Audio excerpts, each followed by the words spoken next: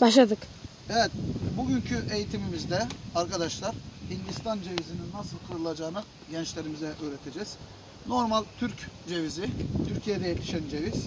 Bunu herkes kırabiliyor. Bir de hani doğa alanlarında bulduğumuz, ormanın içerisinde yetişen Hindistan cevizini nasıl kıracağını veya suyunu nasıl çıkaracağını arkadaşlar sizlere uygulamalı olarak göstereceğiz. Arkadaşlar Hindistan cevizinin 3 tane deliği olur. Bu herhangi bir delikten biz suyunu çıkartabiliriz. Bak, deneyerek. Bunu deneyerek bulacağız. Evet, bulduk. Doğru şeyi. Buradan suyunu arkadaşlar akıtabiliriz. Çok faydalı suyu. Evet.